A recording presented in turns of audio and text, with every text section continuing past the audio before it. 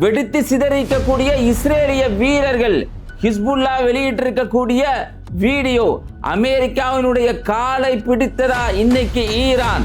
அது மட்டும் இல்லாம மேற்கு கரையில இன்னைக்கு ஒரு குழந்தைய காரிலேயே நசுக்கி கொண்டிருக்கிறாங்க. இந்தியாவினுடைய வீடியோ இன்னைக்கு உலகத்து அளவுல பேசு பொருளா இருக்குது. அது மட்டும் இல்லாம இஸ்ரேலுடைய வீரர்களை உடனே வெளியேறிய சொல்லி பெருவுல மிகப்பெரிய ஒரு ஆர்ப்பாட்டம் நடந்து கொண்டிருக்கு. இது மாதிரி முக்கியமான பல டேட்டாக்களை சர்வதேச நியூஸ்களை நம்ம வீடியோக்களுடைய ஆதாரங்களோட இன்ஷா அல்லாஹ் இந்த பதிவில் நம்ம பார்க்க இருக்கிறோம். அதுல முதலாவது செய்தி என்னன்னு சொன்னா, இன்னைக்கு நெத்தனியாவுக்கு விழுந்திருக்கக்கூடிய ஒரு பேர் அடி அப்படின்னே சொல்லலாங்க. லெபனான்ல மிகப்பெரிய ஒரு அட்டூழியத்தை ரொம்ப சர்வசாதாரணமா செஞ்சுக்கிட்டு இருந்தாங்க. போர் நிறுத்தம் ஏற்பட்டிருந்து கூட அங்க மக்களை கொண்டு குவிச்சுக்கிட்டே இருந்தாங்க. யார் எதை சொன்னாலும் கேட்கறதுக்கு இவங்க தயாராகவே இல்லை. வெறி ஆட்டத்தை ஆடி தீர்த்துக்கிட்டு இருந்தாங்க. இன்னைக்கு ஹிஸ்புல்லா தரப்புல இருந்து அவங்க வச்சிருக்கக்கூடிய FPV இந்த ட்ரோனை இன்னைக்கு அனுப்பிச்சிருக்கிறாங்க. வழக்கமா இந்த ட்ரோன் அனுப்புனா நம்ம வீடியோக்களை முன்னாடியே பார்த்துருப்போம், அது மெர்கவா தலைமையிலேயே போய் விழுகும். ஆனா இன்னைக்கு அவங்க அனுப்பி அந்த வீடியோக்களை பார்க்கும்போது நேரடியா இஸ்ரேலுடைய வீரர்களுடைய கவட்டையிலேயே போய் விழுந்திருக்கு. உளுந்தா ஒரு ஆள் ஸ்பாட்லேயே அவுட்டான்.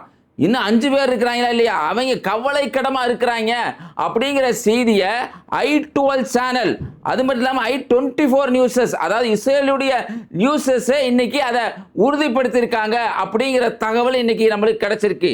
இதுக்கிடையில நெத்தனியாவுக்கு உலகத்து அளவுல இன்னைக்கு ஜெலன்ஸ்கி ரொம்ப ஃப்ரெண்ட். ஜெலன்ஸ்கி எப்படின்னா ஒரு சொல்லுவாங்களா இல்லையா, நகமும் சதையும் மாறி 2 பேரும் அந்த அளவுக்கு. ஏன்னா காசாவில் போர் நிறுத்தம் வர்றப்பெல்லாம் இந்த ஜெலன்ஸ்கி போய் போர் நிறுத்தம் வேணாம்னு சொல்லி அந்த காமெடி பீஸ் சொல்லிக்கிட்டே இருந்தான். அப்படிப்பட்டவன் இன்னைக்கு நெத்தனியாவை பார்த்துட்டு நீ திருட்டு போயிடான்ட்டான், திருடண்டா அப்படின்னு சொல்லிட்டான். காரணம் என்னன்னு கேட்டா, ரஷ்யாவில் இருக்கவங்க என்ன பண்றாங்கன்னா, அவன் ஜெலன்ஸ்கி சொல்றது, ரஷ்யாவில் இருக்கக்கூடிய பல பகுதிகளை ரஷ்யா எங்களுடைய பல பகுதிகளை ஆக்கிரமிச்சுட்டாங்க. அங்க இருக்கக்கூடிய எங்களுடைய வெஜிடபிள்ஸ் அது மாதிரி எங்களுடைய தானிய வகைகள்லாம் எடுத்துட்டு போய் என்ன பண்றாங்கன்னு சொன்னா, அதாவது இஸ்ரேலில் இருக்கக்கூடிய பகுதிகளில் தான் நங்கூரமிட்டு அவங்களுடைய கப்பலை வச்சு அங்க விற்கிறாங்க. இது இல்லீகல் கப்பல். இது நல்லா இன்னைக்கு இஸ்ரேலுக்கு தெரிஞ்சு, நெத்தனியாவுக்கு தெரிஞ்சு கூட இதை அவர் அனுமதிச்சுக்கிட்டு இருக்காரு. அதனால திருட்டு பய தானே அப்படின்னு சொல்லி சொல்றாங்க. உண்மைதானே, இதனை மறுக்க முடியும்? அவன் வார் கிரிமினல், இன்னைக்கு திருட்டு பய வார் கிரிமினல் அப்படிங்கிற பட்டத்துக்குரியவன் தானே அவன் அப்படிங்கிற நம்ம தெரிஞ்சு கொள்ள முடியுது. இதுக்கடையில பார்த்தீங்கன்னா மிக ஒரு கொடூரமான காட்சிங்க. எவ்வளவு கேவலமானவங்களா இருப்பாங்கன்னு பாருங்க. இந்த பசு பாதுகாவல் படைன்னு வச்சிருக்காங்களா இல்லையா, அவங்களுக்கெல்லாம் மிஞ்சினவங்க இவங்க. யாருன்னு சொன்னா மேற்கு கரையில் இருக்கக்கூடிய செட்டிலர் அப்படின்னு சொல்லி சொல்லுவாங்க. குடியேற்றவாசிகள் பேர்ல இருப்பாங்க. 2 சைடில் சடையெல்லாம் போட்டு பார்க்கறதுக்கே ரொம்ப பயங்கரமா இருப்பாங்க. அந்த கேவலமானவங்க என்ன பண்றாங்கன்னா, 2 அப்பாவி குழந்தைங்க ஸ்கூலுக்கு போயிட்டு இருந்திருக்கு. இந்த காட்சியை காட்ட முடியுமான்னு தெரியல, முடிஞ்ச அளவுக்கு நம்ம காட்ட சொல்றோம். அப்படி இல்லாட்டி நம்ம டிஸ்கிரிப்ஷன்ல நம்ம அந்த சேனல்ல எப்பவுமே போடுவோம்ல, அது நம்ம அந்த வீடியோ அப்லோட் பண்றோம், முடிஞ்சா பார்த்துருங்க இன்ஷா அல்லாஹ். என்னன்னு சொன்னா அதை பார்த்தா தான் அதோடைய எவ்வளோ ஒரு கொடுமையான ஆள்னு உங்களுக்கு தெரியும். 2 குழந்தைங்க ஓரமா போய்கிட்டு இருக்குங்க. சரியான ஒரு ஸ்பீட்ல அந்த குழந்தைகளை அடிச்சு 2 பெண் குழந்தைய நசுக்கியே கொண்டுட்டாங்க இந்த செட்டிலர். பிரான்ஸ் என்ன சொல்லியிருக்காங்கன்னா, உண்மையிலேயே பிரான்ஸ் ஒரு தகவலை சொல்லியிருக்காங்க. என்னன்னா, நாங்க இன்னைக்கு இஸ்ரேலுக்கு தடை போடலாம்னு நினைச்சுக்கிட்டு இருக்கோம், அவ்வளோ அயோக்கியத்தனமான வேலைகளை தொடர்ந்து மேற்கு கரையில செஞ்சுக்கிட்டு இருக்காங்க அப்படின்னு சொல்லி பிரான்ஸ் ஒரு தகவலை சொல்லியிருக்கிறாங்க. சொன்ன உங்களுக்கு ஒரு கேள்வி வந்திருக்கலாம், ஒரு தடை போடுறது இது போடுறது அதெல்லாம் ஒரு பெரிய விஷயமா, இப்படியே பேசிக்கிட்டு இருந்தா என்னங்க, களத்தில் இறங்கி அவனுக்கு ஒரு முடிவு கட்டணும்ல அப்படின்னு நீங்க நினைக்கலாம், கேட்கலாம். இது யதார்த்தமான கேள்வி தான். ஆனால் நீங்க ஒன்று புரிஞ்சுக்கணும், அரபு நாடு வாயே தொற்கலையே 2ஐயும் மூடிக்கிட்டு இருக்காங்களே கையை வச்சு. அப்ப அதை கம்பேர் பண்றது இது எவ்வளோ பெஸ்ட்டுங்க. ஒருத்தர் வாய் திறக்கலங்க. நம்ம இந்த வீடியோ இன்னைக்கு வைரலான வீடியோங்க. அநியாயம் ஒரு கொள்ளை நடந்திருக்கு. அரபு நாடுகள் வாயே திறக்கல. ஆனா இன்னைக்கு துபாய், அது இல்லாம OPEC பிளஸ்னு ஒரு நிறுவனம் இருக்கு. அது என்னன்னா ஒரு எண்ணெய் நிறுவனம், அது ஒரு ஃப்ராடு நிறுவனம் தான். அதுல ரஷ்யாக்காரன் எல்லாரும் இருக்கிறான், ஈரானில் எல்லாரும் இருக்கிறான். என்ன தெரியுங்க OPEC பிளஸ்? பொறுமையா கேளுங்க. இந்த OPEC பிளஸ் என்னன்னா, அதோடைய சாராம்சம் சுருக்கமா நான் சொல்றேன். எண்ணெயை நீங்க அதிகமாக தயாரிச்சிடக்கூடாது, தயாரிச்சா மக்களுக்கு விலை கம்மியா போயிடும். அதுதான் OPEC பிளஸ்.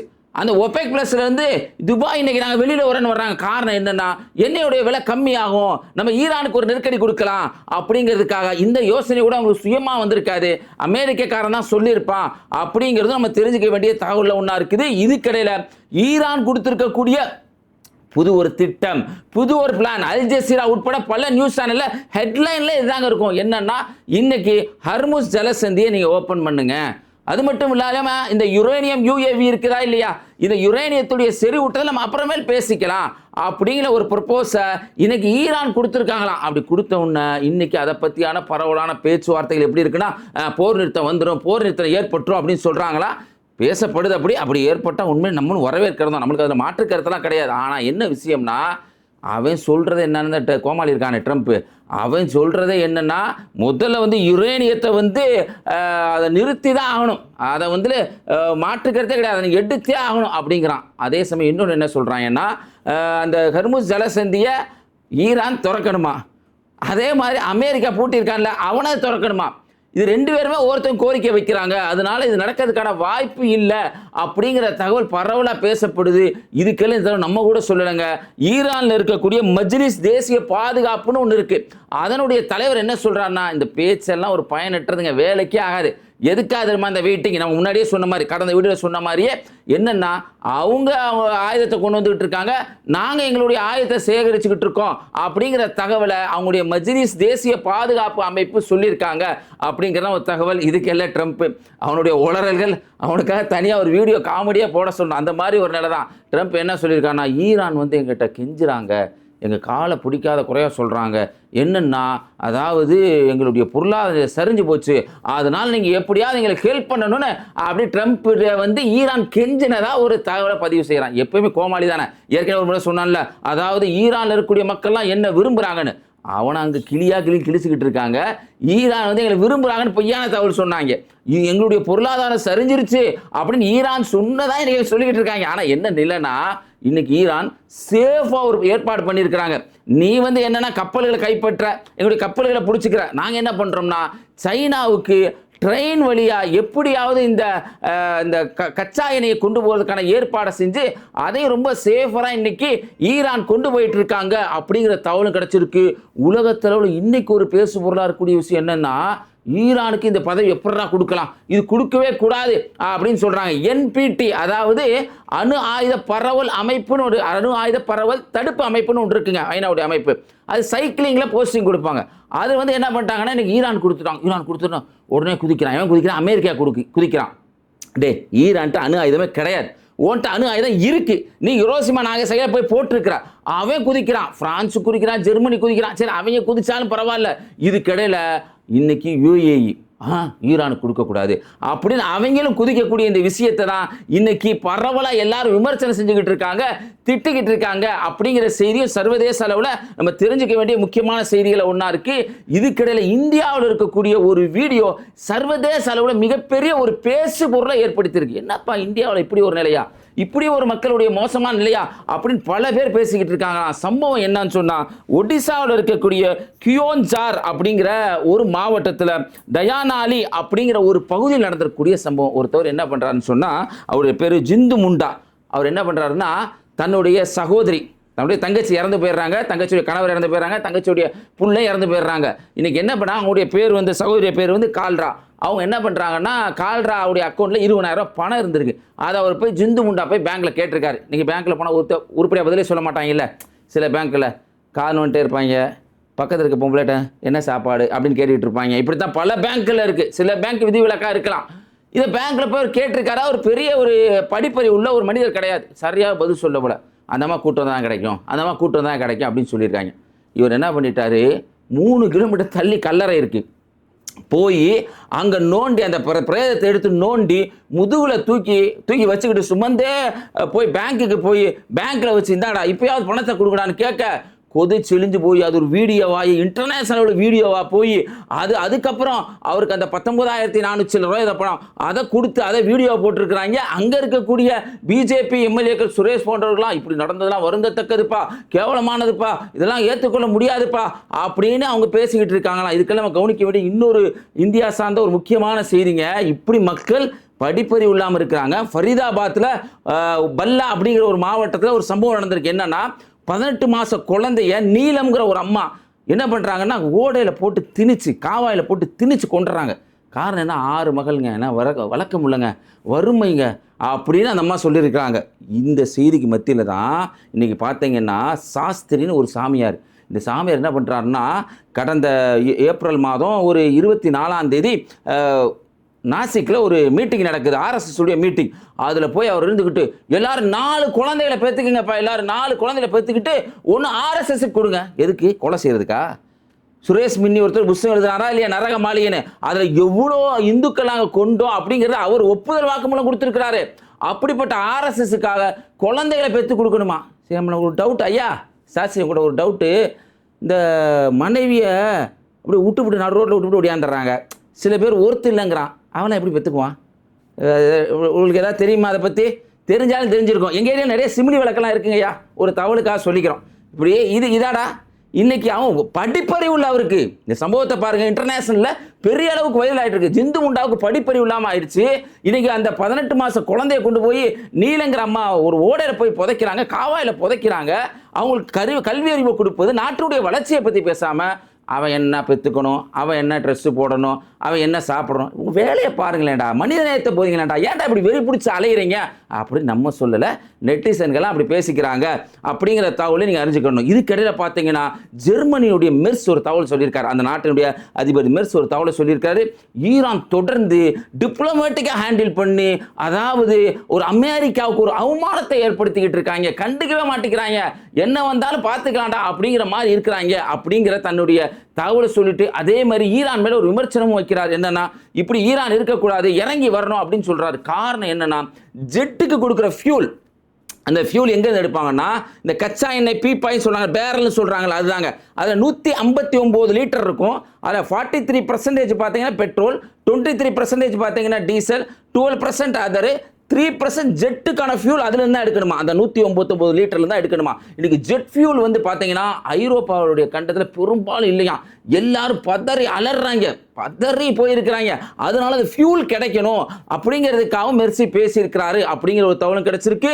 இதுக்கிடையில் பார்த்தீங்கன்னா பிரிட்டனுடைய மன்னர் சார்லஸ் வந்து வந்திருக்கிறாப்புல. வந்தா அமெரிக்காவில் ட்ரம்ப் வரவழைத்து ஒரே மாட்டுக்கறி சாப்பாடு தானா, ஒரே மாட்டுக்கறியாக சாப்பிட்டு விட்டு அவர் அங்கே ஒரு ஒப்பந்தம் போடுறாங்க. காரணம் என்னன்னா, பிரிட்டனுடைய பிரதமராக இருக்கக்கூடிய ஸ்டார்மர் என்ன சொல்லியிருக்காருன்னா, இந்த போர் நாங்கள் போய் கலந்துக்க மாட்டோம்னு முன்னாடியே சொல்லிட்டாரு. இப்போ ஒரு வார்த்தை சொல்லிட்டாரு, 2 பேர்த்துக்கு முட்டிக்கு இது பிரச்சனை வருது, அதனால நான் போய் தீர்த்து வைக்க போறேன் அப்படின்னு சொல்லி உள்ள போயிருக்கிறாராம். போய் கூட எந்த காரியமும் நடக்கல அப்படிங்கிறதா நமக்கு கவனிக்க வேண்டிய விஷயம். இதுக்கிடையில உலகத்தளவில் மக்கள் எப்படி வெகுண்டு எழுந்து போராடுறாங்கன்னு பாருங்களேன். ஆனா இது மாதிரியான போராட்டங்கள் இஸ்ரேலுக்கும், இஸ்ரேலுடைய மக்கள் யாரெல்லாம் காசாவை கொண்டவங்களை ஆதரிக்கிற இஸ்ரேல் மக்கள் இருக்காங்கன்னு கேட்டா இருக்கிறாங்க, 85% இருக்காங்க, கார்டியன் நியூஸ் சொல்றாங்க.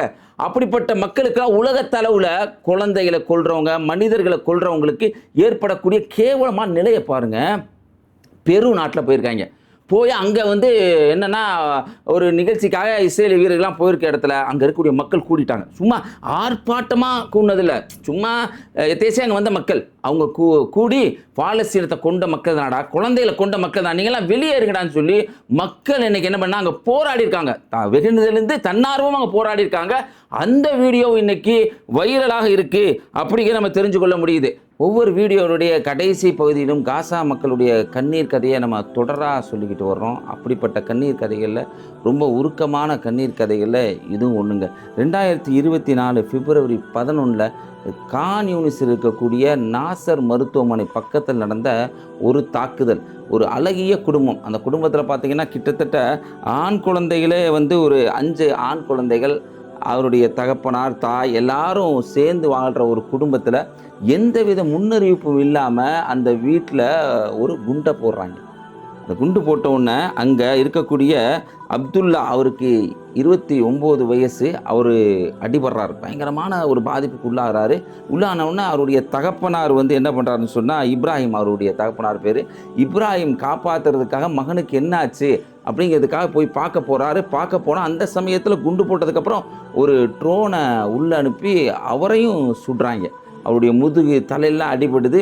அடிபட்ட உடனே இதை அறிஞ்ச மற்ற அவருடைய பிள்ளைகள் இருக்கக்கூடிய ஹுசாம், சாத், ஹசன், அனஸ் இவங்கெல்லாம் என்ன பண்ணுறாங்கன்னா எப்படியாவது வாப்பாவையும் பிள்ளையும் காப்பாற்றிடணும் அப்படிங்கிறதுக்காக, தன்னுடைய சகோதரனை காப்பாற்றிடணும் அப்படிங்கிறதுக்காக வீட்டுக்கு ஓடோடி போய் என்ன பண்ணுறாங்கன்னா தகப்பனாரையும் தன்னுடைய அண்ணன் அப்துல்லா அவர்களையும் தூக்கிக்கிட்டு அப்படியே நாசர் மருத்துவமனைக்கு வர்றாங்க. இந்த செய்தியை யூரோமேட் அப்படிங்கிற ஒரு மனிதாபிமான அமைப்பு தான் பதிவு செய்கிறாங்க. நாசர் மருத்துவமனை 100 மீட்டர் தூரத்தில் தான் இருக்கா, ரொம்ப நெருக்கமான ஒரு இடம்.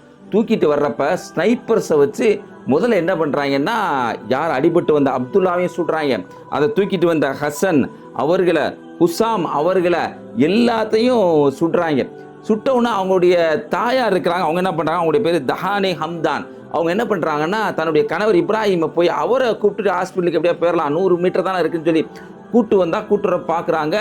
ஏற்கனவே சுடப்பட்ட குண்டு போட்டு அடிபட்டப்பட்ட மகன், அப்புறம் சைப்பர் சாடுகள் சுடப்பட்ட 2 மகன்கள் இரத்த வெள்ளத்தில் கீழே கிடக்குறாங்க. அந்த தாய் என்ன பட்டதே புரியல, அலறாங்க பார்த்து, என்ன செய்யணும்னு தெரியாமல். இதுக்கிடையில் அவங்க கணவர் எப்படியாவது கூப்பிட்டுக்கிட்டு உள்ளே போங்க அப்படின்னு சொல்லிட்டு என்ன பண்ணுறாங்கன்னா மகன் ஹசன் சொல்கிறாரு, அம்மா எப்படியாவது போயிருங்க, அம்மா எப்படியாவது போயிருங்க, இங்கே இருக்க ஸ்னைப்பர்ஸ் இருக்காங்க, எப்படியாவது உங்களுக்கு சுற்றுவாங்க, போயிருங்க அப்படின்னு சொல்லிட்டு ஹசன் சொல்கிறாரு. இவங்களுக்கு மனசு கேட்காம கணவரை போய் உள்ள ஹாஸ்பிட்டலில் விட்டுட்டு எப்படியாவது இந்த 3 பசங்களையும் தன்னுடைய குழந்தைகளை காப்பாற்றிடணும் அப்படிங்கிறதுக்காக வேறு வழி இருக்கா அப்படின்னு சொல்லி வேறு வழியில் பார்த்து வர்றதுக்காக வர்றாங்க. அந்த சைடில் இருந்த ஒரு ஸ்னைப்பர் என்ன பண்ணுறான்னா இவங்களுடைய காலில் சுடுறான். சுட்ட உடனே தன்னை காப்பாற்றிக்கிறா தவழ்ந்து நாசர் ஹாஸ்பிட்டலுக்குள்ளே உள்ளே எப்படியே போயிட்டாங்க. ஒரு பக்கம் 3 குழந்தைங்களும் ரத்த வெள்ளத்தில் தான் பெற்றெடுத்த மகன்கள் ரோட்டில் கிடக்குறாங்க, மணலில் கிடக்குறாங்க. இன்னொரு புறம் தன் காலில் சுடப்பட்டு தனக்கு இப்படி நிலை, அவருக்கு சுடப்பட்டு அவர் கோமா ஸ்டேஜில் ஹாஸ்பிட்டலில். இப்படியான நிலையில் அவங்க தன்னுடைய மகனை எப்படியாவது வெளியில் போய் பார்க்கலாம், அவனை காப்பாற்ற முடியாதா அப்படிங்கிற ஒரு எண்ணத்தில் அந்த தாய் வெளியில் போகலான்னு கேட்குறப்பெல்லாம் இல்லை வெளியில் போகாதீங்க, இஸ்ரேல் ஆக்கிரமிப்பட வெளியில் இருக்குது, உங்களை சுற்றுவாங்க, யாரும் பக்கத்தில் போக பயப்பட்டாங்களாம், ஏன்னா யார் அசைஞ்சா கூட சுடுறாங்களாம், யார் ஆம்புலன்ஸ் போனாலும் சுடுறாங்களாம். இப்படியான நிலையில் அந்த தாய் கிட்டத்தட்ட 3 நாள் ஹாஸ்பிட்டலே இருந்தாங்களாம். 3 நாள் கழிச்சு இஸ்ரேல் சொல்கிறான், உடனே நாசர் ஹாஸ்பிட்டல் காலி பண்ணுங்க அப்படின்னு சொல்லி புல்டோசரை வச்சு இடிக்கிறாங்க. இடித்து இவங்களை வெளியில் கூட்டு போகிறப்போ அந்த தாய் சொல்கிறாங்க, நான் என் 3 குழந்தைகளை பார்த்தேன், 3 தன்னுடைய மகன்களும் இறந்து போய் அந்த வீதியில் கிடந்தாங்க. வீதியில் கிடக்கூடிய அந்த குழந்தைகளை அந்த ஓட்ட வழியாக ஒரு தாய்க்கு எப்படியான எண்ணம் இருக்குன்னு பாருங்களேன். அவர் வெளியே போக சொல்கிறப்ப அந்த பதட்டமான சூழ்நிலை என் 3 மகன்களையும் பார்த்து நான் அந்த காட்சியை சின்ன ஒரு ஓட்ட வழியாக பார்க்குறாங்க போல, பார்த்து என் மகன்களுக்காக நான் துவா செஞ்சேன், என் மகன்களை இறைவன் பொருந்திக்கொள்ளணும் அப்படின்னு நான் துவா செஞ்சேன். இதுக்கப்புறம் நாங்கள் அந்த இடத்துலேருந்து கடத்திப்பட்டு போனதுக்கப்புறம் எல்லா பிரதேங்களையும் நம்ம ஏற்கனவே சொல்லியிருந்தோம், CNN ஆர்டிக்கலை வச்சு சொல்லியிருந்தோம். புல்டோசர் வச்சு எல்லா பிணங்களையும் தூக்கி அதை இறந்து போன மக்கள்லாம் தூக்கி ஒரு குவியல் மாதிரி வச்சுருந்தாங்களாம். அதில் தேடி அந்த மகன் அப்துல்லா அவர்களும் இறந்து போன ஹுசாம், ஹசன் போன்றவர்களை எல்லாம் அடக்கம் செய்திருக்கா தேடினா கூட கண்டுபிடிக்க முடியல. ஒரே ஒருத்தர் மட்டும்தான், அப்துல்லா மட்டும்தான் கண்டுபிடிச்சி நாங்கள் அடக்கம் செஞ்சோம். 2 குழந்தைய உரு தெரியாத அளவுக்கு ஆயிடுச்சு. இந்த குழந்தைய கூட, அப்துல்லாங்கிற இந்த குழந்தைய கூட என்ன பண்ணாங்கன்னா இஸ்ரேல்காரங்க அவருடைய தகப்பனாரை கூப்பிட்டு மறுபடியும் அவரை நாங்கள் செக் பண்ணணும்னு சொல்லி எங்கே அடக்கம் பண்ணாரோ அவங்க நோண்டி எடுத்து இறந்து போனவரை எடுத்து மறுபடியும் செக் பண்ணாங்க. அது மட்டும் இல்லாமல் தகப்பனாரையும் அவர் கைது செஞ்சுட்டு போனாங்க. அதுக்கப்புறம் அவர் சரியாகி வந்ததுக்கப்புறம் அவர் தகப்பனாரையும் கைது செஞ்சுட்டு போனாங்க. இன்னும் அவங்களுக்கு குழந்தை அனஸ், சாது 2 குழந்தைங்க இருந்தாங்க. அந்த 2 குழந்தைகளையும் கைது செஞ்சுட்டு போய் கிட்டத்தட்ட அதில் அனஸுங்கிறவரை 20 மாதம் சிறைச்சாலையில் வச்சு ரொம்ப கொடுமைப்படுத்தினாங்க. ஏன்னா அடிபட்ட கணவரை அவங்களுடைய சிறைச்சாலையில் வச்சு காலை உடைச்சாங்க அப்படிங்கிற தகவலை அம்தான் அவங்க சொல்கிறாங்க. அவங்க வாழ்க்கையில் அந்த பட்ட வேதனையை சொல்லிட்டு அந்த 2 குழந்தைகளும் என்ன நிலையில் இருக்காங்கன்னா அந்த குழந்தைக்கு இறுதியாக ஒரு முஸ்லீம்களுக்கு செய்ய வேண்டிய கடமையை கூட செய்ய முடியாத நிலையில் இருக்கேன்னு சொல்லி கண்ணீர் மல்க அந்த சகோதரி பேட்டி கொடுத்துருக்காங்க. உண்மையில பார்க்கும்போது அவ்வளோ வருத்தமாக இருக்குது. இந்த சமயத்தில் நம்ம கவனிக்க வேண்டிய ஒரு விஷயங்க, மூசா அலைஹிஸ்ஸலாம் அவர்கள் செஞ்ச ஒரு பிரார்த்தனை, அநியாயக்காரன அந்த ஃபிரௌனும் அவருடைய தலைவர்களுக்கு மத்தியிலையும் மூசா அலைஹிஸ்ஸலாம் என்ன பிரார்த்தனை செஞ்சாங்கன்னு அல்லாஹ் சுப்ஹானஹு வ தஆலா தன்னுடைய திருமறையில் 10வது அத்தியாயத்தினுடைய 88வது வசனத்தை அல்லாஹ் சுப்ஹானஹு வ தஆலா சொல்லி காட்டுறான். இந்த தலைவர்கள் நேர்வழியின் பக்கம் வரவிடாமல் தடுக்கிறாங்க, இவருடைய செல்வங்கள் தவறான பாதைக்கு போகுது, அல்லா அந்த செல்வத்தை அழித்து விட அல்லா என்று பிரார்த்தனை செஞ்சாங்க. அது மாதிரி இஸ்ரேலை சார்ந்திருக்கக்கூடிய அந்த அராஜக அமெரிக்காவினுடைய செல்வாக்கு அழிந்தொழிய வேண்டும் என்று நம்ம ஒவ்வொருத்தரும் பிரார்த்தனை செய்ய வேண்டும் என்று அன்பான ஒரு கோரிக்கையை வச்சுக்கிறோம். அது மட்டும் இல்லாமல் இந்த வீடியோவை பற்றி உங்களுடைய கருத்துக்களை மறவாமல் கமெண்ட்டில் பதிவு செய்யுங்க. இந்த வீடியோ உங்கள் நண்பருக்கு அதிகமாக ஷேர் செய்யுங்க. இணைந்திருப்போம். அஸ்ஸலாமு அலைக்கும்.